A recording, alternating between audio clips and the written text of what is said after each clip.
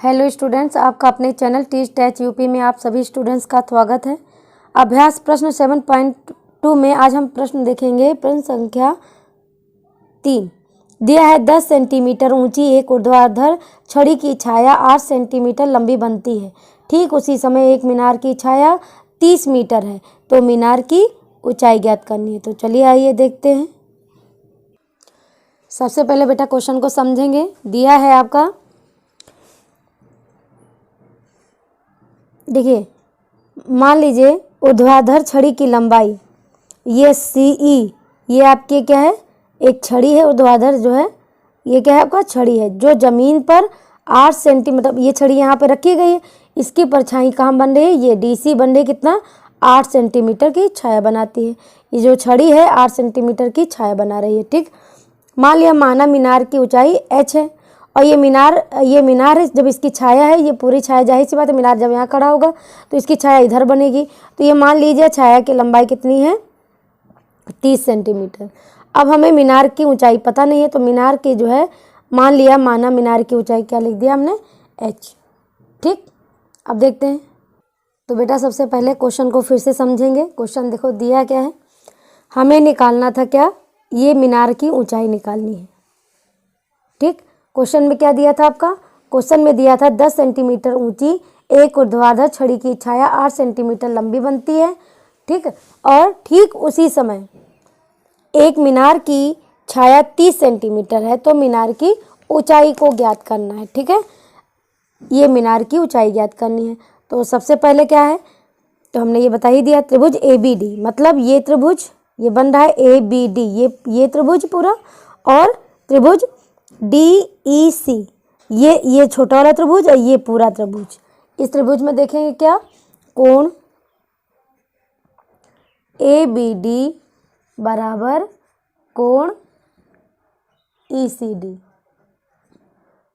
देखिए इधर ABD बराबर कह रहा है कि ECD, मतलब ये कोण किसके बराबर है, इस कोण के। ये कोण और ये कोण बराबर है, मतलब यहाँ पे लिख सकते हो कोण D बराबर कोण, इधर देखिए कोण D बराबर कितना है, कोण B।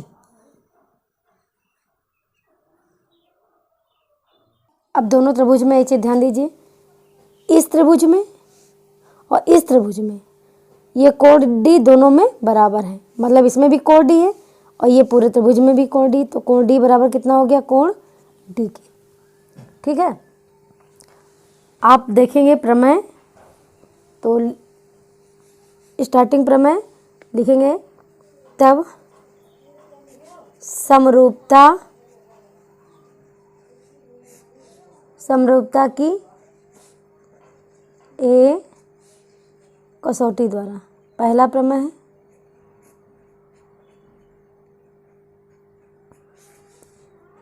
त्रिभुज ABD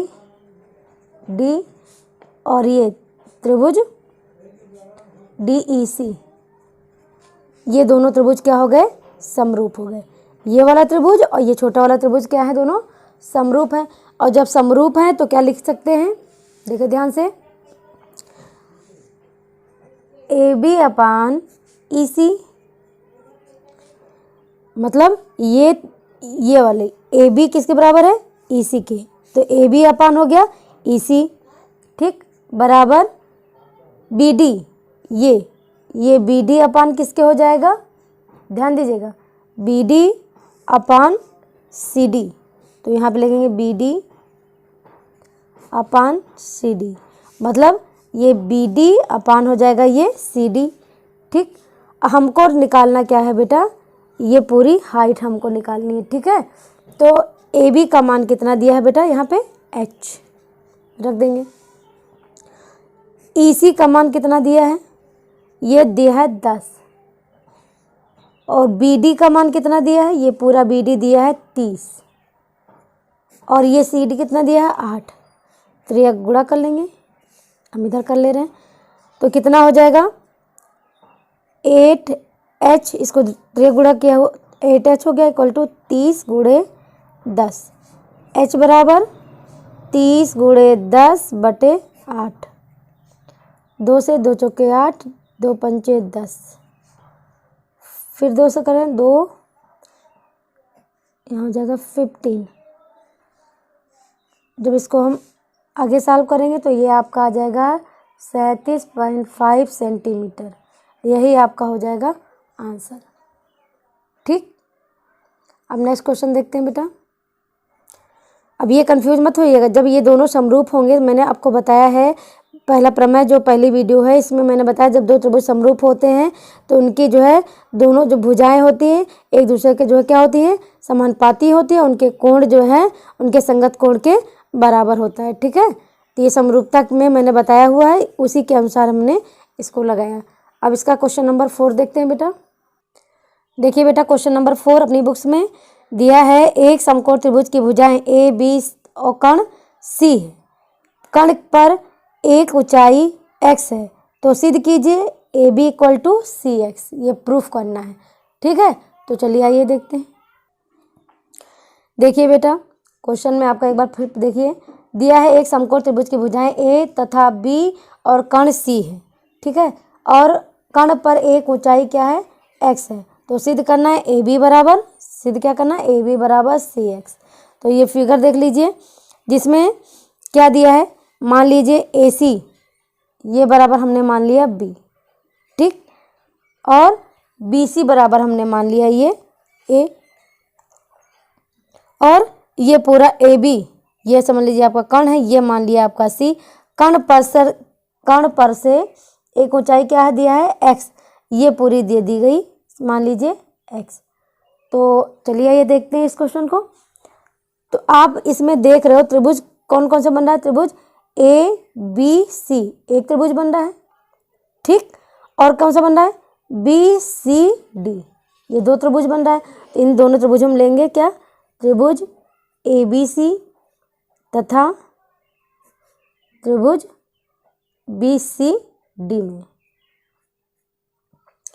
अब ध्यान दीजिएगा, ये कोण जो है बी सी ए, एक चीज ध्यान दीजिएगा बेटा, ये जो कोण बी सी ए है ये आपका कितना है, ये 90 अंश है, ठीक, और ये सी डी बी, क्योंकि यहाँ से एक जो है आपका क्या है, क्या कह रहा था, कर्ण पर से एक ऊंचाई क्या है आपका एक्स है, तो यहाँ पे ये एंगल भी क्या हो गई आपकी 90 हो गई। तो इसलिए लिख सकते हैं कोण बी सी ए बराबर कोण सी डी बी, प्रत्येक कोण ये दोनों कोण कितना है 90 अंश है। जब 90 अंश है तो एक चीज ध्यान दीजिएगा, कोण बी बराबर, एक चीज देखिए, ये कोण कौन कौन सा कोण ए बी सी, ये में इसमें बी, ठीक, और कौन सा कोण बी सी डी, इन दोनों कोण में क्या लिखेंगे, कोण बी बराबर कोण बी, मतलब इसमें भी बी है और इसमें भी कोण ये बी इसके बराबर है, कोण बी जो है बराबर किसके है, कोण बी के। तो लिखेंगे फिर इसी में, अतः प्रमेय पहले प्रमेय से समरूपता लिखेंगे, अतः समरूपता की ए कसौटी से। आप लोगों ने बुक से देखिएगा जिसमें प्रमेय दिया हुआ है। तो अब ये दोनों जब दोनों में जो है कोण बराबर हैं तो इसमें क्या करेंगे, दोनों जो है क्या हो जाएंगे आपके समरूप हो जाएंगे। तो लिखेंगे त्रिभुज ए बी सी समरूप किसके हो जाएगा, बी सी डी के, ठीक। जब ये दोनों त्रिभुज, ये त्रिभुज और ये त्रिभुज जब दोनों समरूप हो जाएंगे तो क्या लिख सकते हैं, ए सी बराबर, देखिए ध्यान से, ये ए सी किसके बराबर हो जाएगा, ये ए सी बराबर, ये बराबर हो जाएगा इसके, भाई कौन कौन सा त्रिभुज लिया जा रहा है, ये वाला पूरा त्रिभुज लिया जा रहा है और ये वाला पूरा त्रिभुज लिया जा रहा है, तो ये भुजा और ये भुजा क्या हो जाएगी, इसके समानुपात हो जाएगा। तो लिख देंगे ए सी अपान सी डी हो गया, ठीक, इक्वल टू, अब देखिए ये बी ए, ये हो गया बी ए, ये किसके बराबर हो जाएगा, पी डी जो है किसके हो जाएगा, ये बी ए जो है बटे किसका, कितना लिख सकते हैं, बी ए बटे, हाँ, ये बी ए बटे हो जाएगा बी सी के। इसमें कंफ्यूजन मत होइएगा, ध्यान दीजिए इधर, जब इधर 90 अंश है, ये आपका 90 अंश है, तो ये पूरा हो गया कर्ण, ये आपका लंब हो गया। जब ये 90 अंश है तो ये कर्ण हो गया, तो ये हो गया लंब। ठीक, तो जब लंब हुआ तो इसका लंब बराबर हो गया। ठीक, इसका कर्ण, इस त्रिभुज का पूरे का कर्ण, ये इस त्रिभुज का कर्ण, ये पूरा कर्ण, और ये इसका, इस त्रिभुज का कर्ण ये है BC, ये इसके समानुपात हो गया। ठीक, तो अब मान रख देंगे। अब AC बराबर कितना है B, और CD बराबर कितना माना है X, इक्वल टू BA कितना है BA, ये आपका हक सीधे क्या है C, और ये BC आपका है A।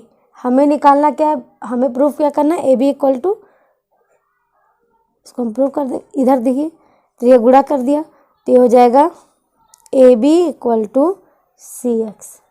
बस यही प्रूफ करना था। देखिए ध्यान से, जब हमने तिर्यक गुणा किया तो AB इक्वल टू हो गया CX, यही प्रूफ करना था।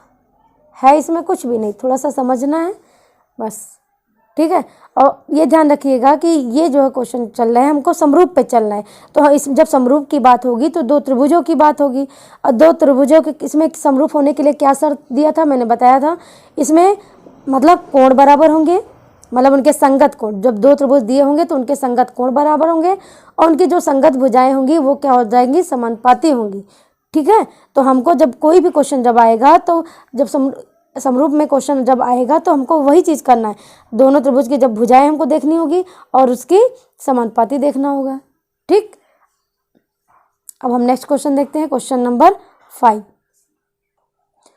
देखिए बेटा, क्वेश्चन नंबर 5 दिया है, दी गई आकृति में कोण A बराबर कोण CED है, तो सिद्ध कीजिए कि त्रिभुज CAB जो है समरूप है त्रिभुज CED के, तथा x का मान भी ज्ञात करना है। ये त्रिभुज दिया हुआ है, इसमें कुछ वैल्यू दी गई हैं, इसमें हमें ज्ञात करना है, x का मान ज्ञात करना, इन दोनों त्रिभुज का समरूप सिद्ध करना है। ठीक है, तो चलिए आइए देखते हैं क्वेश्चन नंबर 5।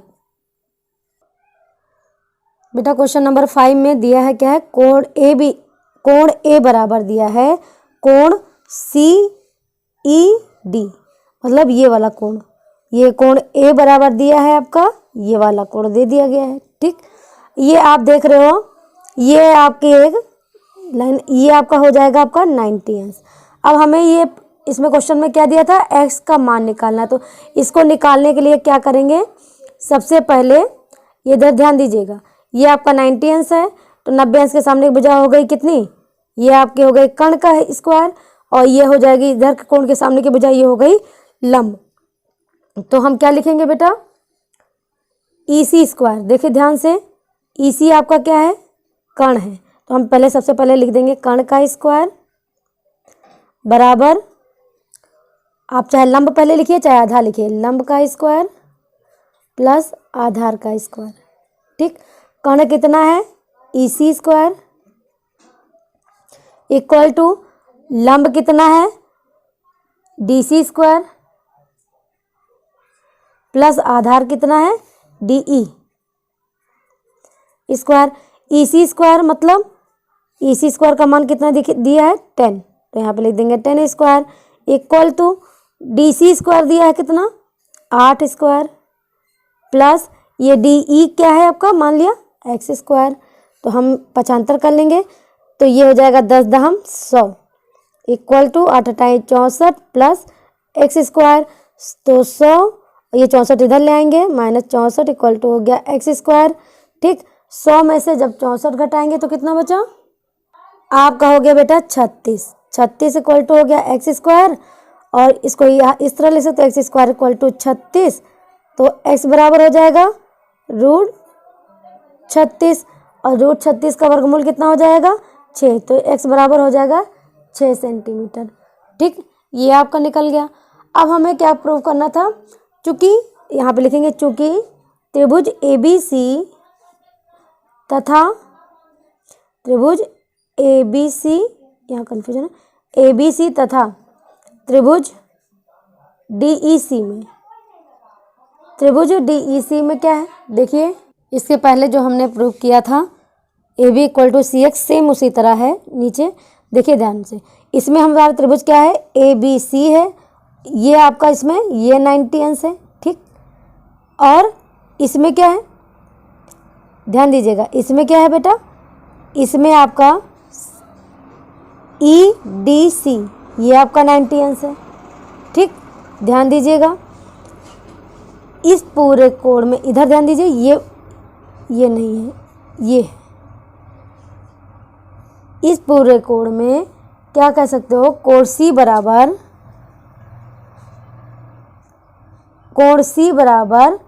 कोण C।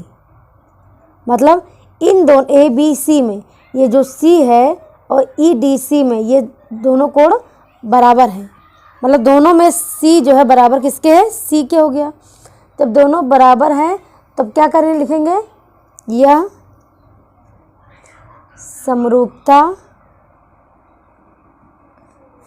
समरूपता की एंगल कसौटी का पालन करती हैं।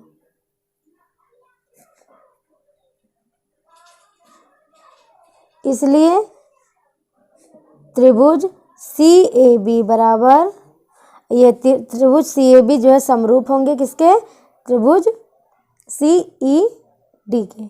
यही आपको प्रूफ करना था। एक चीज ध्यान दीजिएगा, समरूप में जैसे ये ABC हमने लिया था, ये आपका हो गया 90 अंश। ठीक है, इसमें C एंगल और इसमें का C एंगल EDC, इसमें ये 90 अंश है, तो इन दोनों का C एंगल कोण C बराबर कोण C हो गया। ये दोनों एंगल बराबर हो गए ना। ठीक, और जब बराबर हो गए तो ये दो कोण से, उसमें क्या था, समरूपता के प्रमेय में क्या बताया गया था कि समरूपता कब होता है, जब संगत कोण समान होते हैं। मतलब कोण A बराबर कोण B, कोण B C बराबर कोण, मतलब ये मैंने बताया हुआ है, जब संगत कोण समान होते हैं। दूसरा क्या है, समानुपातिक होते हैं। जब दो त्रिभुज होते हैं, अगर समानुपातिक होते हैं, ठीक, उनकी भुजाएं जो समानुपाती होती हैं और उनके कोण बराबर होते हैं या उनके संगत कोण बराबर होते हैं, तो वो क्या हो जाएगा, आपका समरूप त्रिभुज हो जाएगा। ठीक है, तो आपका इसके बराबर ये प्रूफ, इसको अच्छे से तैयार कर लीजिएगा, अच्छा क्वेश्चन है। ठीक।